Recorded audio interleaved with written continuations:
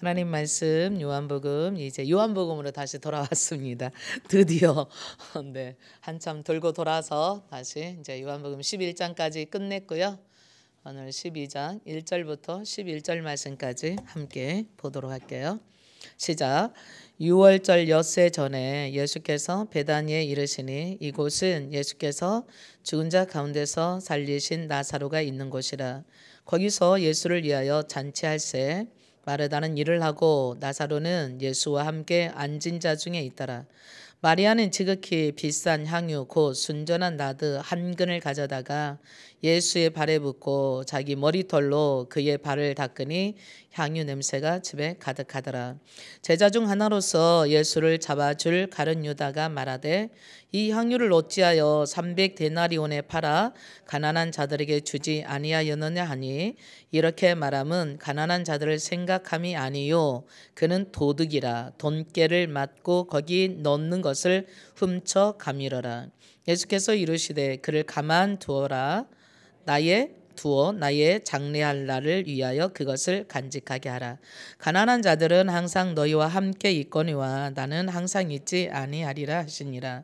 유대인의 큰 무리가 예수께서 여기 계신 줄을 알고 오니 이는 예수만 보기 위함이 아니요 죽은 자 가운데서 살리신 나사로도 보려 함이라라. 대제사장이 나사로까지 죽이려고 모이하니 나사로 때문에 많은 유대인들이 가서 예수를 믿음이러라. 아멘. 이 시간 1분간만 함께 여러분과 기도하고 말씀 들었으면 좋겠네요. 네, 이 시간 저를 위해서 먼저 기도해 주세요. 제가 하나님의 말씀을 여러분에게 잘 전할 수 있도록 제 입술을 주장해 주시라고, 제 마음을 주장해 주시라고, 또한 말씀이 여러분들에게 전달되어져서 그 말씀이 정말 나에게 주는 귀한 말씀이 될 수 있도록 인격적으로 하나님 만나기 원한다라고, 이 시간에 예배가 헛되이 왔다 헛되이 가지 않는 귀한 시간 되게 해달라고 진심으로 마음으로 내가 설교 시간에 눈을 크게 뜨고 기도하는 마음으로 하나님 말씀을 받겠습니다. 이렇게 우리 1분간만 기도할게요. 하나님 아버지, 이 시간 말씀을 전하는 저를 위해서 기도합니다. 오늘 말씀을 전하는 제 입술을 통하여서 하나님께서 주시는 말씀 우리 마음에 받을 수 있도록 우리 영적인 눈이 띄어지게 하시고 우리 마음의 생각들이 깨달음과 이해와 감동으로 하나님 말씀대로 살고자 하는 결단이 있어지게 하옵소서. 말씀을 듣는 걸로 끝나는 자가 아니라 말씀을 듣고 행함으로 풍성한 열매 맺을 수 있는, 그리고 지금 이 예배 시간 안에 하나님의 임재로 가득해서 살아계심을 경험하도록 우리의 굳은 마음이 제거되어지고 부드럽고 순종하고 온유한 마음이 주님의 말씀에 순종하고자 하는 마음으로 바뀌어지도록, 주님의 말씀에 순종하지 못하게 하는 우리의 거불감 또한 굳은 마음들은, 그리고 우리에게 하나님 말씀에 반응하지 못하게 하는 수많은 장애물들은 예수 이름으로 파괴되도록 온전히 주님만 영광 받을 수 있는 예배 되도록 성령 하나님 붙드시옵소서. 예수님 이름으로 기도합니다. 하나님께 영광과 찬송과 존귀함이 되기를 원하고 예수님 이름으로 기도합니다. 아멘. 네, 교회 소식 중에 여러분이 가지고 있는 내용, 영접 기도하고 행복 모임 교제 있습니다. 구원의 길에 대한 얘기 4주차고요. 이것을 하고 난 다음에는 반드시 새로운 사람들 함께 영접하십시오. 예수님 영접하는 것이 우리의 살 길입니다. 주님과 함께. 그래서 나는 이미 예수 믿었지만 다시 여러분 마음의 주인으로 와주시라고, 내가 주님을 주인으로 내 뜻이 아닌 주님의 뜻대로 살 수 있는 내가 되게 해달라고. 우리는 예배 드리는 이 한 시간이 아니라 여러분 삶 전체가 예배가 되어야 진정한 그리스도인이 될 수 있는 거예요. 주일날 예배는 왔는데 내 삶이 말씀이 없다라면, 말씀대로 살지 않는다라면 종교생활 하는 거거든요. 그래서 예배가 굉장히 중요한 이유가 오늘 주일 예배를 통해서 들은 말씀을 내 생활 속에서, 가정에 가서, 직장에 가서, 그리고 다른 사람을 만났을 때 숨 쉬는 순간순간 하나님과 동행하는 삶을 사는 것이 그것이 신앙생활이에요. 우리는 때때로 오해를 참 많이 해요. 내가 교회 갔다 왔으니까 이제 다 됐어 라는 생각. 나 이제 헌금했으니까 하나님이 나 축복해 주실 거야 이렇게 하는 거예요. 헌금은 축복받기 위한 하나님과의 거래금이 아니에요.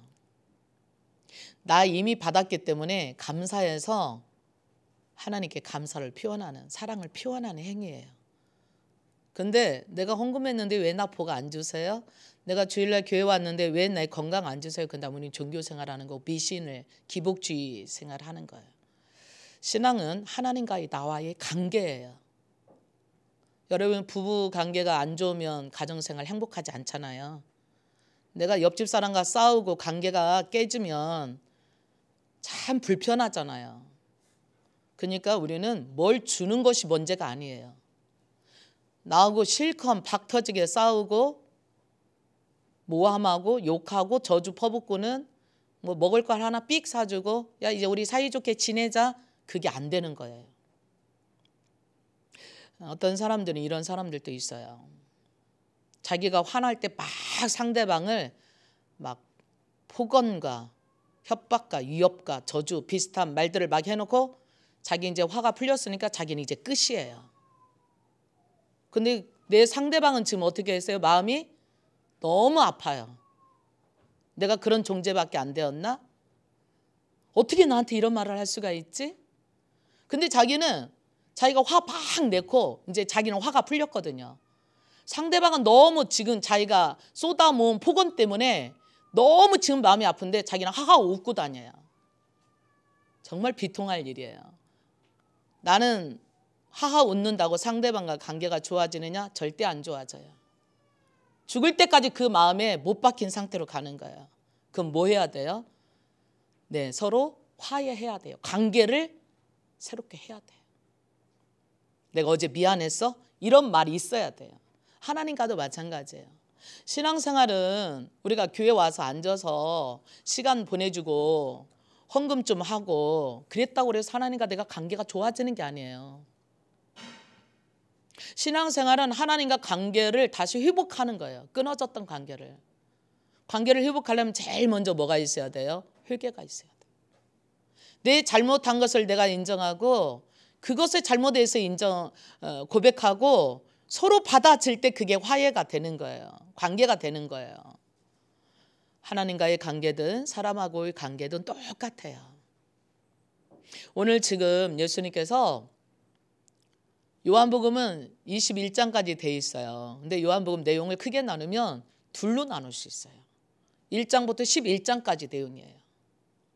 그리고 12장부터 21장까지 내용이 예수님이 공생애를 마무리하는 1주간에 대한 모든 생활을 핍박받고 십자가에 죽고 부활하시고 승천하신 것까지 그게 12장부터 시작해요.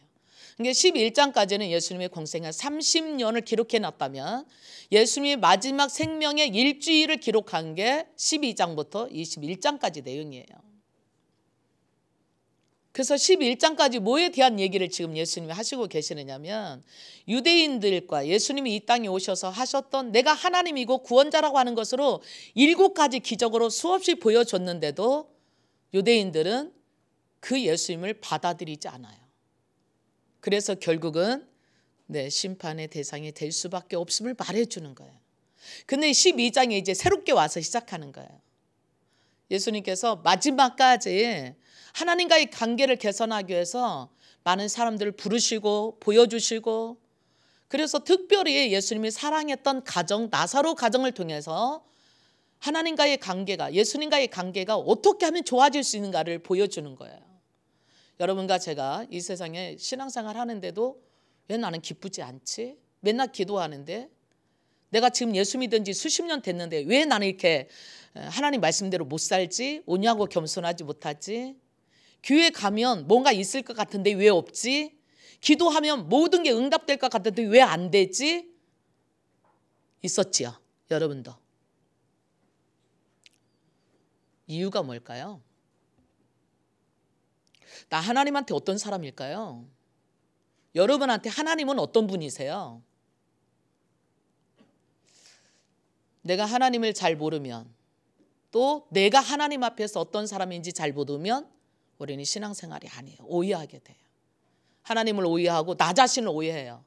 그래서 내가 내 자신을 정죄해요. 하나님께서는 너는 내 사랑하는 자녀야 라고 하는데 나는 사랑받을 자격 없어요 이렇게 말해요.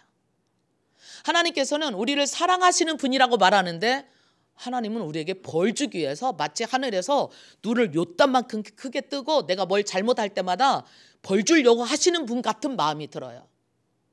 그러니까 하나님에 대해서도 잘 모르고 있는 거고 하나님이 나에 대해서 말씀하시는 나도 잘 모르고 있는 거예요. 그러니까 기도를 아무리 많이 해도 마음이 불안해요. 내가 아무리 열심히 기도를 해도 기도 응답 되는 것 같지가 않아요. 나는 이 세상에 잘못 태어난 사람 같아. 그러다 보니까 우리 신앙이 하나님과의 관계가 아니라 두렵고 불안해서 교회 오기는 오는데 기도하기는 하는데 말씀을 보기는 보는데 하나님과의 사랑의 관계는 안 돼요. 하나님 사랑해요. 난 너무너무 하나님이 좋아요. 하나님 감사해요. 이게 안 돼요. 그래서 우리는 좀 신앙생활을 하면 할수록 불안해. 이게 하나님이 이쯤에서 나 혼내는 거 아니야. 이쯤에서 내 망하는 거 아니야. 막 이런 생각이 들어요. 그래서 오늘 여러분이 말씀을 잘 듣고 정말 하나님과의 좋은 관계가 되어서 맨날 두려워하고 불안해하고 또 하나님 앞에 벌 받나 나는 이 세상에 왜 태어났나 이렇게 생각하지 마시고 정말 믿음으로 승리하는 귀한 복된 시간 되기를 바라면서 저는 이 말씀을 여러분에게 전할 것입니다.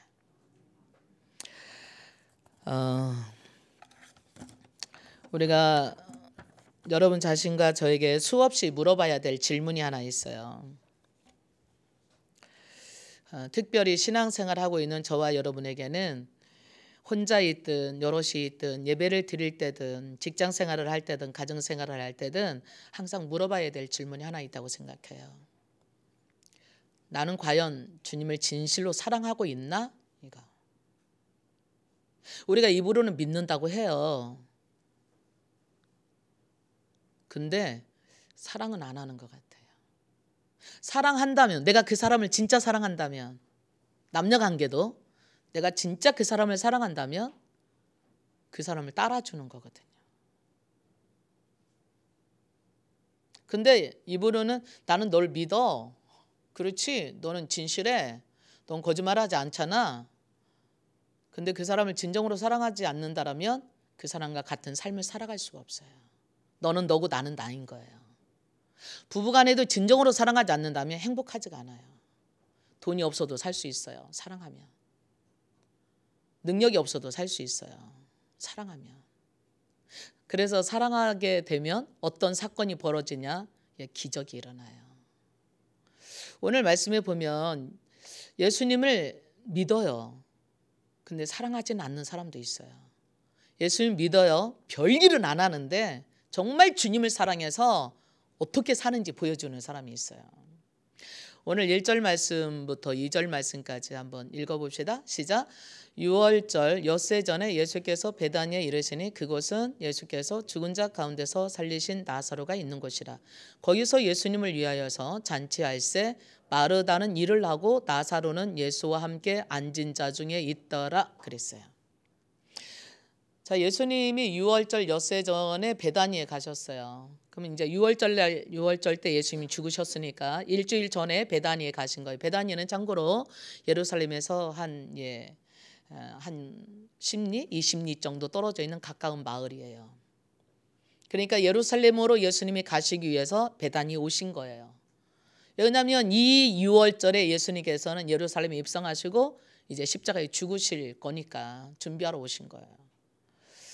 근데 우리가 9장에서 보니까 9장에서도 그랬고 5장에서도 그렇고 예수님이 꼭 기적을 행하시고 병든 자를 고칠 때마다 거의 안식일이 많이 겹쳐요. 꼭 일부러 하신 것 같은 마음이 들 정도로. 나면서부터 소경됐던 사람도 고친 게 안식일이었어요.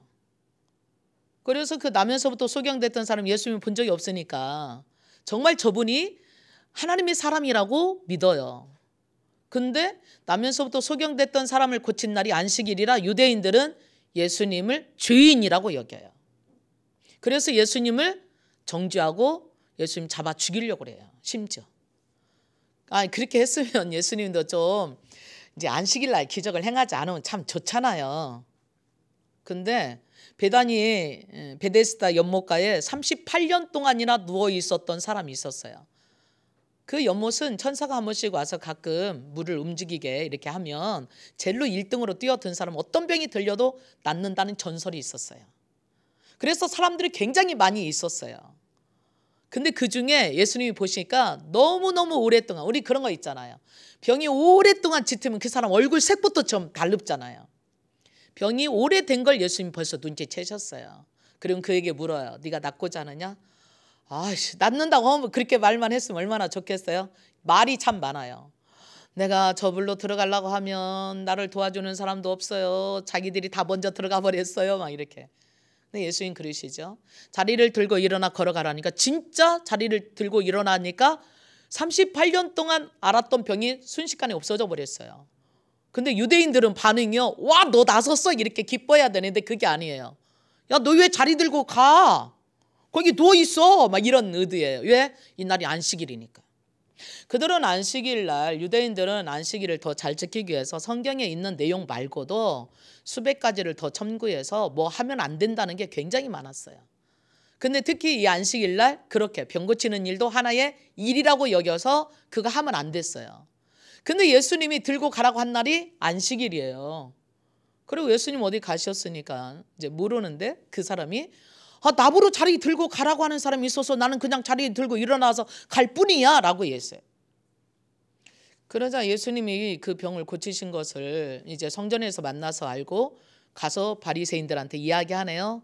그러니까 예수를 또 막 핍박해요. 그래서 우리가 앞에 요한복음 9장에 보면 예수님을 그래서 바리새인들이 유대인들이 잡아 죽이기로 결의했어요. 그래서 나면서부터 눈을 뜨게 됐던 이것으로 인해서 많은 사람이 이제 예수를 믿게 될 거 아니겠습니까? 그러면 예수님이 그리스도라고 하는 것, 구원자라고 하는 것을 인정하게 된다면 출교시키기로 결의했어요. 쫓아내기로. 그래서 심지어 그 부모도, 그 눈봉사했던 그 부모도 눈 뜨고 기도하면서 제 설교 듣는 거예요. 예. 지금 아주 눈 감은 사람 2명 있어. 눈 뜨고 기도하면서 저를 들어야 돼, 설교를. 그래 여러분이 말씀이 들어갔지. 자고 있으면 말씀 모르잖아요. 예. 이따 자는 시간 드릴게요. 설교 끝나고 그때 자세요. 광고 시간에 자도 괜찮아요. 근데 설교 시간에 자지 마세요. 알았죠? 네, 눈을 뜨고 기도하면서 들으세요. 하나님 저 말씀 내 말씀이에요. 이렇게 하면서 들으세요. 네. 그래서 예수님께서 나서게 하셨다는 거 그 부모가 왜 모르겠어요. 제일 먼저 알아야 될 거잖아요. 엄마 나 눈 떴어 하고 가면. 근데 바리새인들이 이 소경됐다가 눈 뜬 사람을 잡아다가 얘기하니까 나보러 눈에 진흙을 발라주고 실로암 못에 가서 씻으라고 했더니 내가 보게 됐다 이거예요. 그러니까 그 사람을 거짓말하는 사람으로 취급했어요. 너 진짜야? 진짜야? 아니지? 가짜지? 뭐 너 원래 널 볼 수 있는데 네가 눈 떴다고 지금 말하고 우리를 속이고 있는 거 아니야? 이런 뉘앙스예요. 그래서 그 사람 몰고 가는 거예요. 예수님이 병을 고쳐준 게 아니라고 한 것으로 몰고 가려고 해요. 그러니까 진짜다. 그러니까 그의 부모들을 또 불러와요. 부모들에게 물어요. 야, 네 아들이 정말 눈 봉사였었어? 그리고 지금 눈 뜬 거 맞아? 그러니까 그 부모들이 뭐라고 얘기해요? 맞습니다. 그러면 진짜 봉사였다가 나면서부터 니네들이 태어나게 할 때에 봉사했다가 지금 눈 뜬 거 맞냐? 우리 아들이 태어날 때부터 봉사했던 것도 맞고요. 눈 뜬 것도 맞아요. 근데 우리는 누가 눈 뜨게 한지는 몰라요. 모르겠어요? 알죠? 근데 왜 그 모른다고 해요? 출교당하니까. 그러니까 그 부모들이 이렇게 말을 해요. 저가 충분히 커서 지 말을 지가 할 수 있으니까 자한테 물어보세요. 우리는 몰라요. 뭘 모르겠어요. 그러니까 그 두 번째로 또 그 봉사를 데려다가 눈 떴다고 하는 봉사를 데려다 물으니까 오히려 그 봉사가 그들을 가르치죠. 이보시오. 내가 눈을 떠준 것은 저분이 하나님의 사람이 아니라면 눈을 떠질 일이 없습니다. 왜?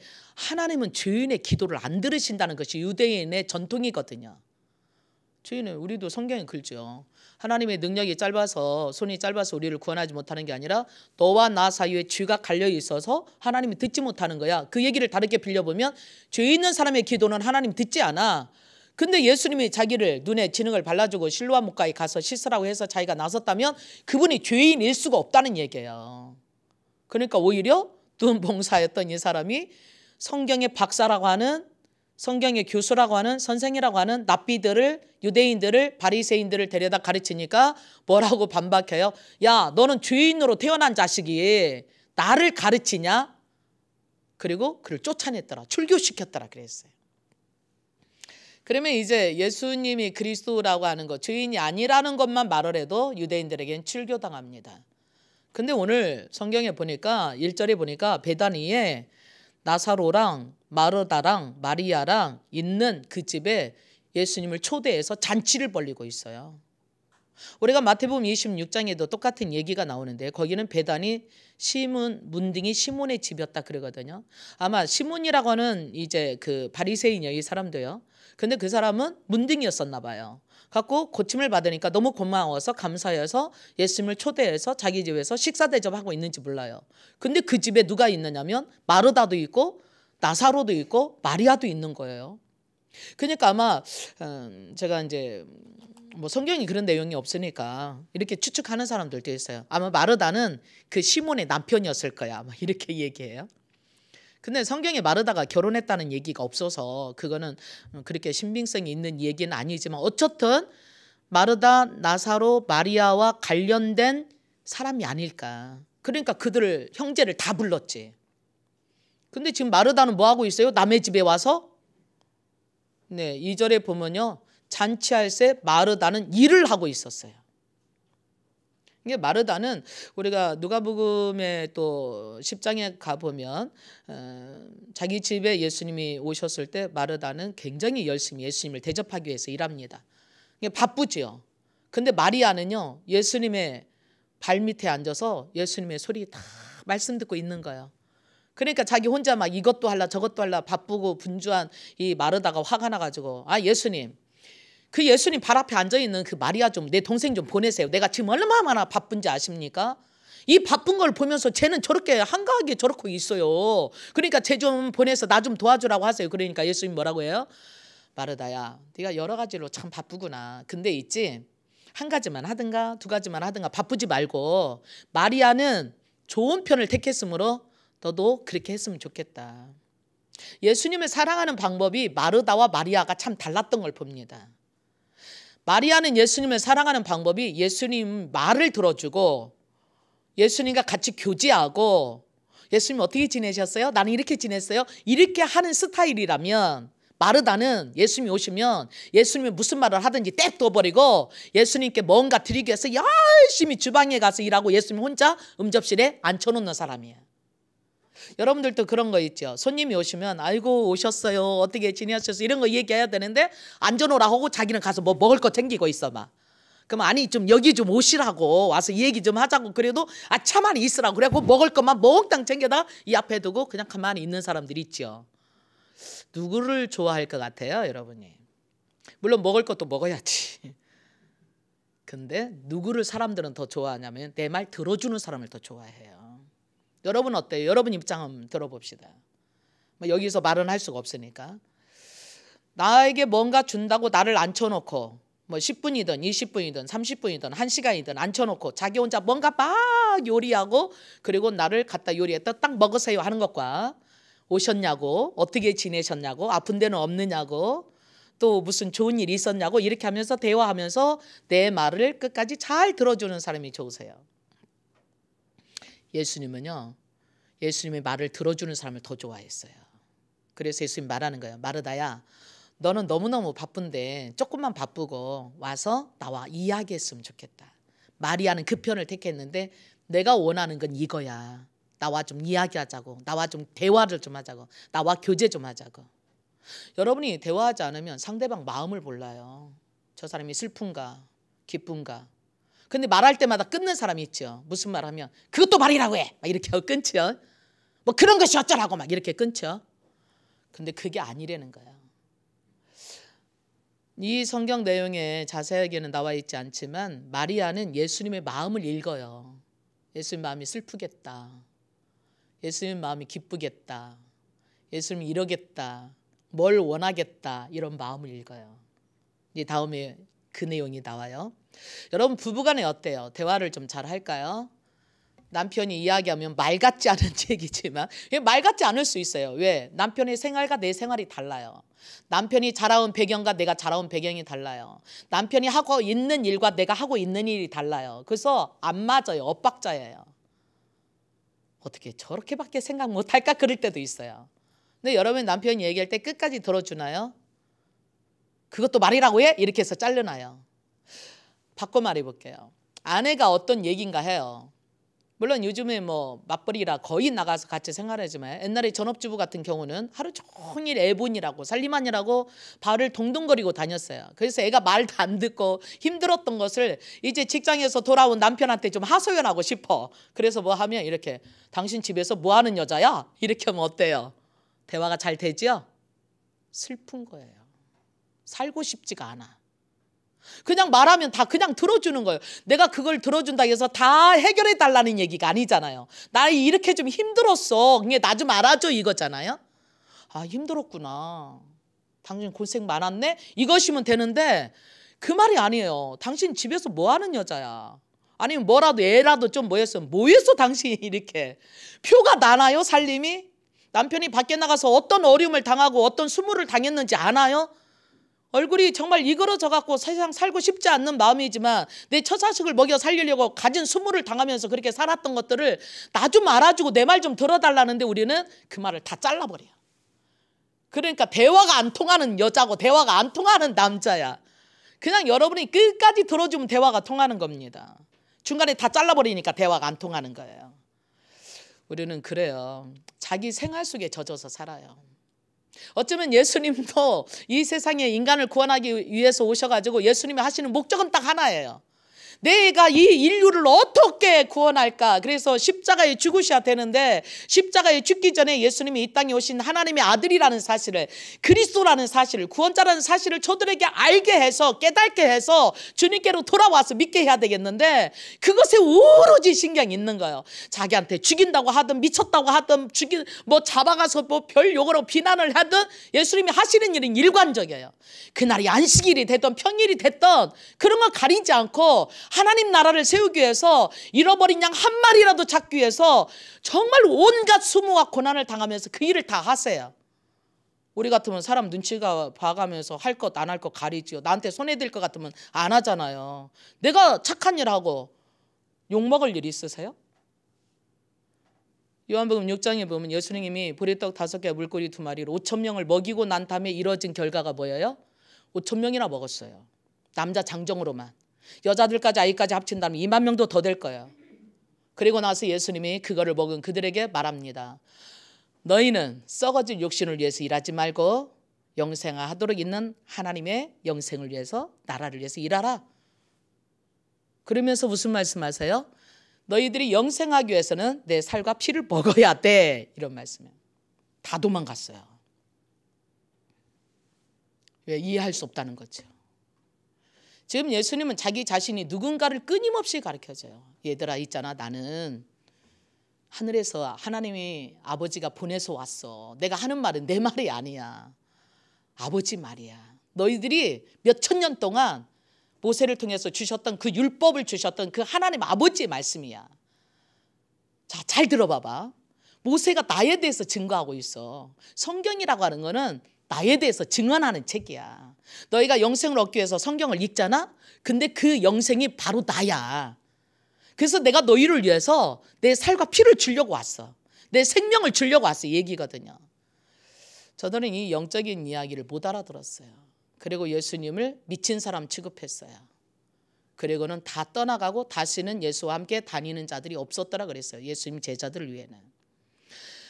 그러면 여러분 생각해 봅시다. 자기가 십자가에 죽어서 생명을 줘서 온 인류를 구원하기 위해서 왔는데 오히려 그들에게 비난당하고 그들에게 핍박당하고 그들에게 욕먹고 심지어 자기를 죽이려고 하고, 오늘 이 요한복음 11장에서는요 예수님을 잡아 죽이려는 체포영장이 내려진 거예요.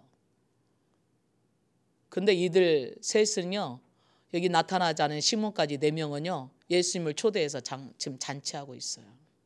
어떻게 그렇게 가능할 수 있었을까?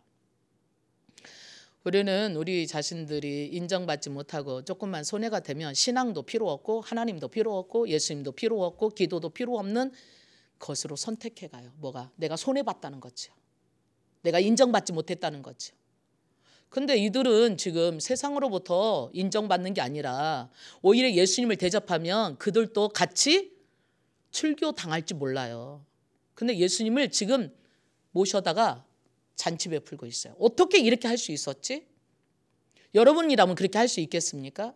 예수님을 그리스도로 인정만 해도, 예수님이 주인이 아니라고 하는 것만 말해도 지금 나면서부터 소경됐던 사람이 눈을 뜨고 예수님이 주인이 아니라는 그 증명함으로 인해서 출교당했거든요. 그래서 그 부모들도 자기 자녀임에도 불구하고 나는 모른다고 말하고 있거든요. 왜? 출교당할까 봐.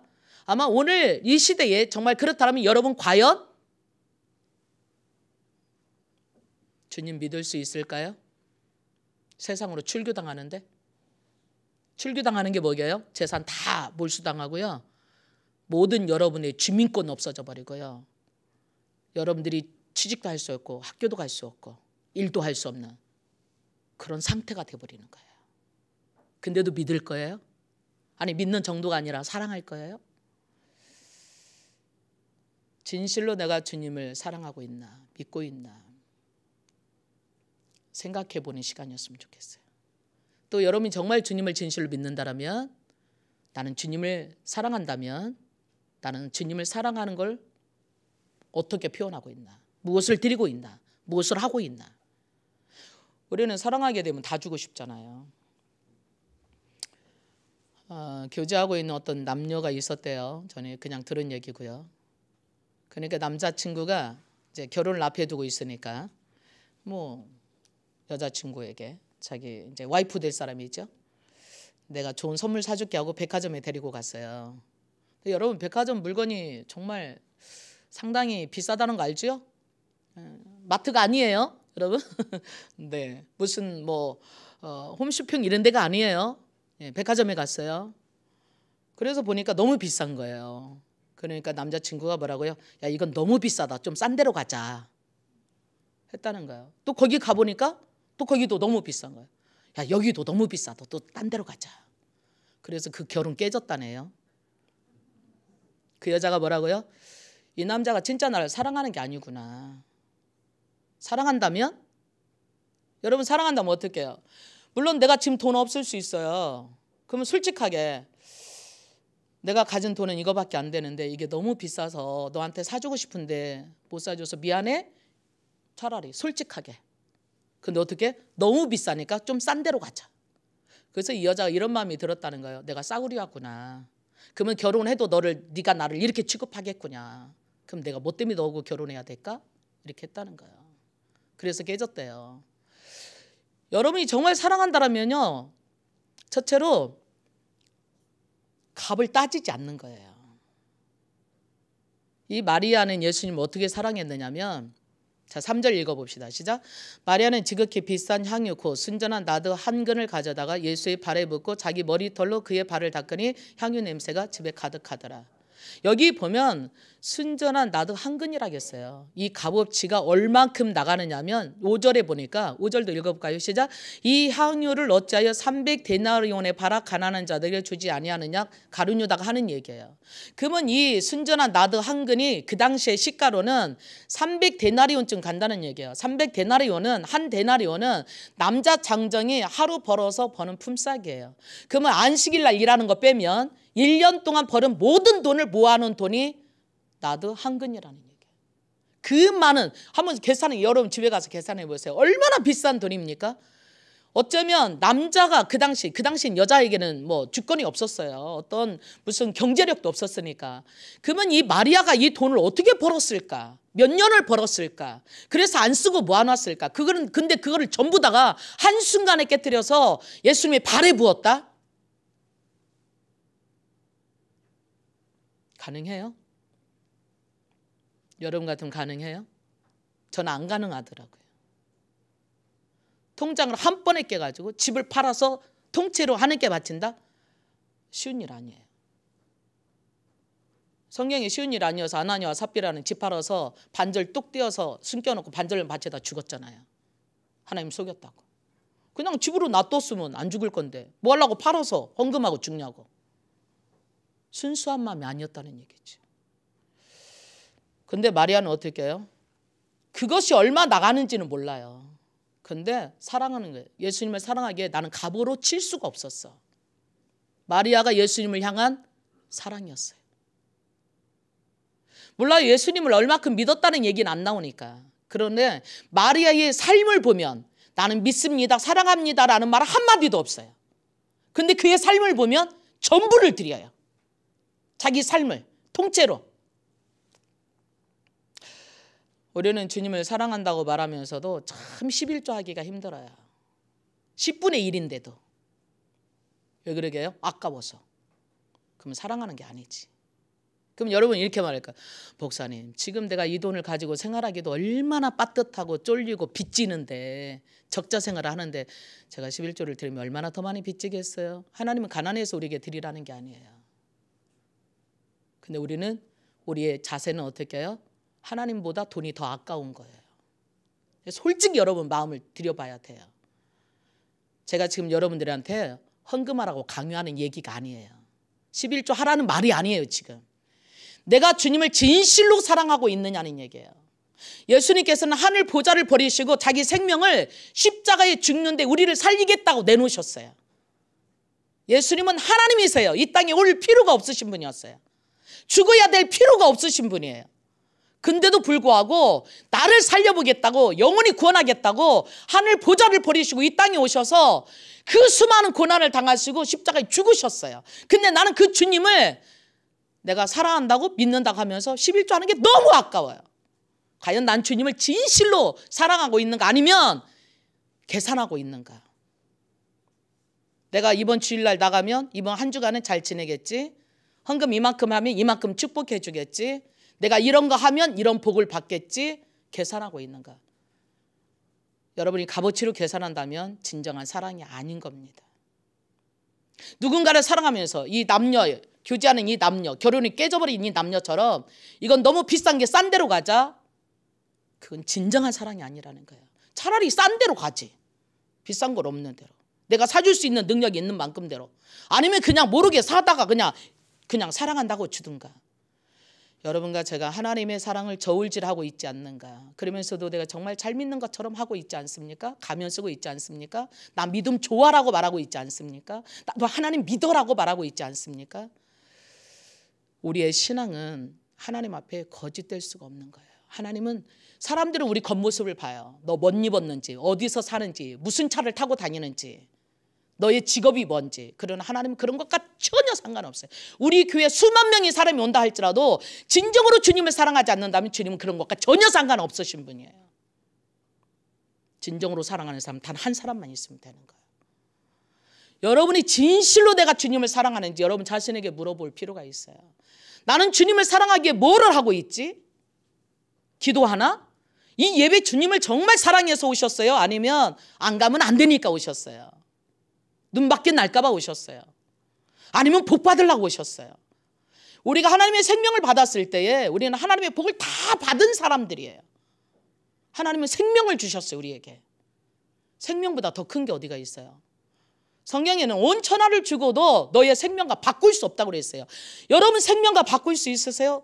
내 사랑하는 자녀가 지금 불치병으로 죽어가고 있는데 집 팔아서야만 이 치료비를 댈 수 있다면 그 집을 가지고 있으면서 이 자식을 죽이게 할 수가 있으세요? 내가 이 집을 빼고 이 집을 팔아서 새빵살이로 가고 월세로 가고 저 길바닥에 나앉는다 하더라도 이 집을 팔아서 내 자식을 살려야지. 근데 우리는 그런 사랑이 내 마음이 없는 거예요. 나를 사랑해 주신 그 사랑이. 오늘 마리아는요, 진실로 주님을 사랑하는 마음이 있었다는 것을 그의 삶으로 보여주고 있어요. 그러니까 오늘 마태복음 26장 10절에는 그래요. 마리아의 이 사실이 전해지는 복음이, 예수님의 복음이 전해지는 곳마다 마리아를 기념하게 될 거라 그랬어요. 마리아는 지금 2000년 전에 죽은 여자예요. 우리와 상관없는 여자예요.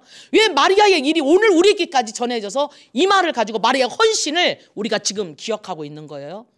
그의 사랑이에요. 복받은 여자예요. 그의 삶은 어땠는지 몰라요.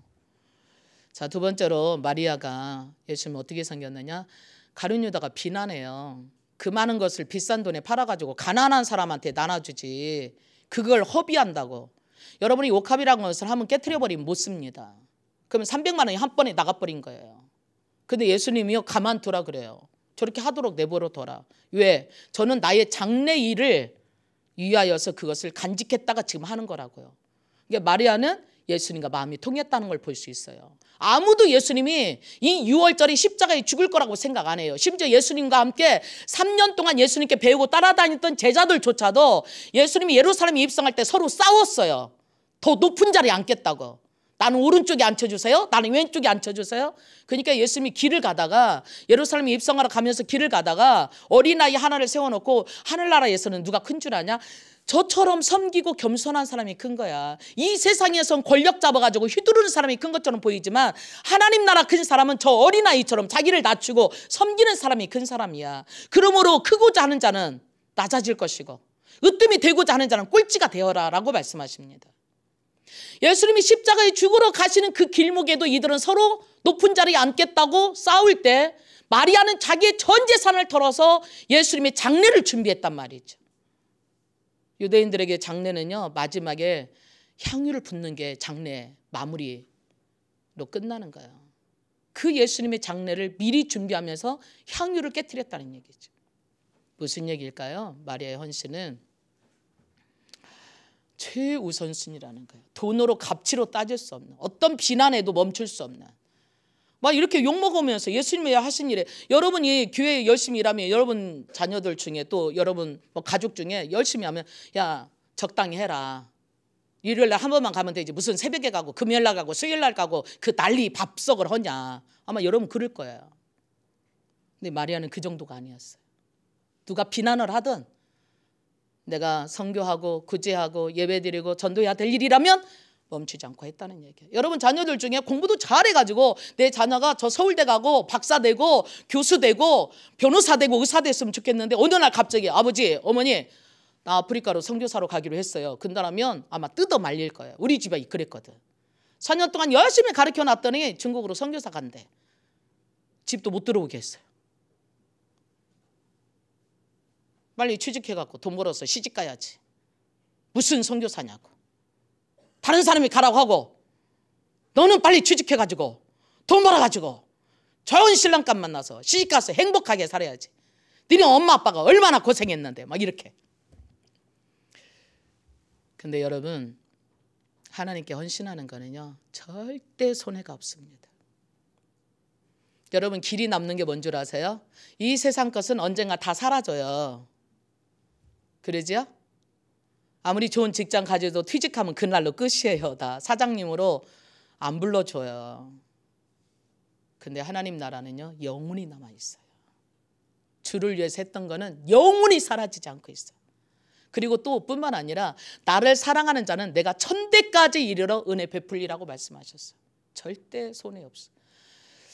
혹시라도 열심히 하거든 방해는 하지 마십시오. 여러분이 안 하려면 몰라도 11조 하는 거, 교회 나가는 거, 전도하는 거, 사역하는 거 방해라도 하지 마세요. 그래야 그 복이 여러분과 여러분 가문에 천대까지 이르러서 하나님이 흘러가게 할 것입니다. 여러분이 예수 잘 믿은 사람들 보세요. 세계 지도를 쫙 펴놓고 보세요. 여러분 국기에 표가 있는 거 아세요? 기독교 국가는 전부 국기에 십자가가 있어요. 영국에, 독일에, 프랑스에 국기 한번 보세요. 다 십자가 있어요. 근데 불교 나라 보세요. 아무것도 없어요. 윤회니까. 이슬람 보세요. 다 별이 있어요. 공산주의가 이슬람 국가는 국기에 별이 있어요. 뭘 상징하죠? 근데 국기에 십자가 있는 나라들 보세요. 다 잘 살아요. 다 선진국이에요. 나를 믿고 내 주먹을 믿었던 공산당 보세요. 무너져 가고요. 절대 세워지고 일어난 것 같은데 넘어집니다. 오늘 하나님께 정말 우리의 최선을 드렸을 때 하나님 우리에게 최선으로 갚아주십니다. 오늘 말씀을 정리해 봅시다. 나는 정말 하나님을 진실로 사랑하고 있는가? 나는 이 사랑을 어떻게 표현하고 있는가? 섬기고 있는가? 나는 이 사랑을 최선으로 그 어떤 것보다 먼저 하고 있는가? 예수님이 그래요. 가난한 사람은 항상 너희와 같이 있어. 그러므로 말이야 말리지 마 그러죠. 우리는 굳이 하는 것 때문에 세상에 사회봉사하는 것 때문에 하나님의 것을 그들로 돌리면 안 돼요. 우리가 마태복음 22장에 예수님이 첫째 되는 계명은 마음을 다하고 뜻을 다하고 힘을 다해서 주 너희 하나님을 사랑하는 거야. 그리고 둘째는 내 이웃을 내 몸처럼 사랑하냐. 우리가 이웃을 섬기는 것이 구제라고 한다면 하나님을 사랑하는 것이, 하나님을 섬기는 것이 먼저라는 사실입니다. 그게 물질이든 시간이든 재능이든 여러분들의 믿음이든. 하나님을 진실로 섬기는 사람은 위선되지 않으세요. 근데 하나님을 진실로 섬기지 않고 이웃을 구제하고 봉사한다고 하는 것은 내가 인정받고 싶은 위선일 수 있다는 얘기입니다. 오늘 하나님 우리에게 물으세요. 네가 진정으로 나를 사랑하느냐고. 예수님이 마지막 부활하셔서 베드로에게 물은 질문과 똑같아요. 네가 이 모든 사람들보다 나를 더 사랑하냐고. 오늘 지금 여러분에게 묻는다고 한번 생각해 보세요. 예수님이 여러분에게 와서 야 양기정아, 너는 이 세상에 그 무엇보다도 그 누구보다도 진정으로 나를 사랑하느냐? 베드로가 고민했더라 그랬어요. 네, 주님이 아십니다. 그래? 그러면 내 양을 먹여라. 여러분이 주님이 여러분에게 묻는다라면 여러분 정말로 돈보다도 명예보다도 권세보다도 나 자신보다도 내 직장보다도 내 사업장보다도 그 어떤 것보다도 정말 주님을 진실로 사랑하는가? 최고로. 그게 아니라면 우리는 종교생활 할 수 있어요. 하나님 이 어려움 피해 주세요. 이거 응답해 주세요. 내 자식 잘 되게 해 주세요. 부자 되게 해 주세요. 우리 아이 대학 서울대 가게 해 주세요. 이번 월급 이만큼 오르게 해주세요. 우리는 하나님과 흥정하고 있어요. 그게 종교예요. 저 절에만 가야 아니면 다른 타 종교를 믿어야 종교가 아니라 기독교 안에도 종교가 있어요. 진짜 신앙이 있고 종교가 있어요. 신앙은 하나님과 나와의 관계예요. 하나님이 나를 사랑하시니까 내가 주님을 사랑합니다. 내가 주님을 위해서 어떻게 살을까요? 주님 원하시는 게 뭐예요? 다른 종교는요 그냥 복 달라고 빌어요. 찬물 떠놓고 아니면 무슨 촛불 켜놓고 무슨 뭐 쌀 떠놓고. 기독교는 그런 거 하지 않는 이유가 뭐냐면 하나님과 나와의 관계예요. 아무것도 안 드려도 괜찮아요. 여러분이. 왜? 이 세상을 만드신 분이 하나님이에요. 하나님이 뭐가 부족합니까?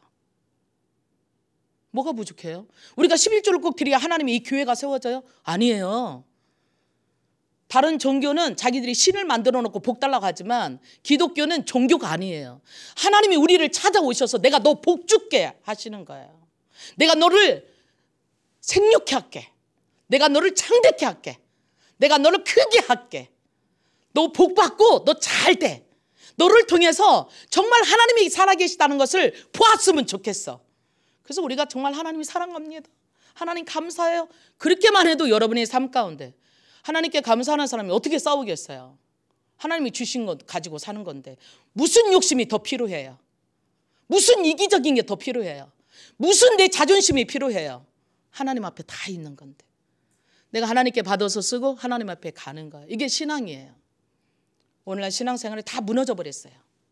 내 욕심을 채우는 걸로, 나의 자만을 채우는 걸로, 내가 높아지는 걸로, 내가 복 받아서 하나님께 영광이라고 말하는 모든 것들이 어떻게 보면 다 기복주의예요. 하나님을 사랑합니다가 아니라 나 이런 복 받았어요. 그래서 나 이런 학교 갔어요. 나 이런 상 받았어요 라고 자랑하는데 그것은 하나님의 사랑과 축복이기보다는 나를 내세우고 자랑하는 게 더 많아요. 아닙니다. 우리가 고난을 받고 심지어 죽임을 당한다 할지라도 나는 하나님을 사랑하는 것이 그게 신앙이에요. 어떤 죽음 앞에서도 주님을 사랑하기에 가는 거예요. 여러분이 사랑하는 사람이 죽음 가운데 있다고 내버려 둡니까? 너 거기서 잘 죽어 나는 무서워서 못 가 그럽니까? 죽음을 걸고 사랑하는 사람을 건지러 가는 거예요. 사자굴속이라도 들어가는 것이고 불속이라도 들어가는 것이고 바닷속이라도 뛰어 들어가는 거예요. 사랑하는 사람이 바닷속에 지금 뛰어 죽어가고 있는데 어떻게 밖에서 보면서 난 몰라라 하면서 잘 가라고 손 흔들어 댈 수가 있겠습니까? 내가 직접 못 뛰어 들어가면 보트라도 집어 던지고 밧줄이라도 집어 던져서 나오게 만드는 것이, 그를 구해내는 것이 사랑이거든요. 우리의 신앙은 사랑이에요. 하나님과의 정말 사랑하는 관계. 하나님 너무 감사해요. 나를 자녀 삼아주셔서, 나를 위해서 예수님 보내주셔서, 예수님이 십자가에 죽어주셔서 내가 뭘 더 드릴까요? 내 시간이 드리면 되겠어요? 나의 재물 드리면 좋을까요? 주님이 원하시는 게 어떤 거예요? 주님이 원하시는 거 내가 다 드릴게요. 그래서 사도 바울은 이렇게 고백하잖아요. 내가 십자가에 함께 못 박혀 죽었나니 내가 이제 사는 것은 내가 사는 것이 아니고 나를 사랑하셔서 자기 몸을 버리신 예수님을 위해서 사는 거라고. 저와 여러분이 사는 거는 하나님의 생명으로 사는 겁니다. 아무것도 없어도 여러분 모든 거 다 가졌지만 예수가 없으면 아무것도 없는 거예요. 왜? 보이는 건 잠깐 안개처럼 사라질 것들이에요. 그러나 여러분 이 세상에 아무것도 없어도 예수가 있다면 영원한 겁니다. 왜? 영원히 살 거니까. 나를 믿는 자는 죽어도 살 것이요 영원히 죽지 아니하리라. 뭐가? 영원히. 오늘 여러분과 제가 마리아 헌신을 통해서 여러분과 저의 헌신도 마리아 같았으면 좋겠어요. 돈으로 계산하지 않고 어떤 비난에도 굴하지 않고 어떤 핍박에도 포기하지 않고 나에게 최우선으로 주님이 가장 먼저로 주님이 하시라는 걸 그 말씀 안에 주님을 사랑하기에 나를 다 드리고 싶어요. 왜? 주님이 나한테 다 주셨잖아요. 그런 마음으로 살아간다면 여러분이 어디 있든지 행복하고 누구에게든지 간에 그리스도의 영광으로 나타날 것이고 여러분 가정이 천국이 되고 여러분 자신이 천국이 될 겁니다. 우리 함께 기도할 거예요. 마리아처럼 주님을 진정으로 사랑하고 헌신할 수 있는 내가 되게 해주세요라고 기도합시다. 하나님 아버지, 우리를 위해서 하늘 보좌를 버리시고 십자가에 죽기까지 사랑하신 주님의 사랑과 하나님께서 우리를 구원하시기 위해서 예수님을 보내시기까지 모든 것을 다 내어주신 하나님의 크신 은혜가, 그리고 성령님께서 우리를 도우셔서 이 땅을 사는 날 동안에 승리할 수 있도록 능력과 지혜와 힘을 주시는 성령의 능력이 지금으로부터 영원토록 함께 하시기를 간절히 축원하옵나이다. 아멘.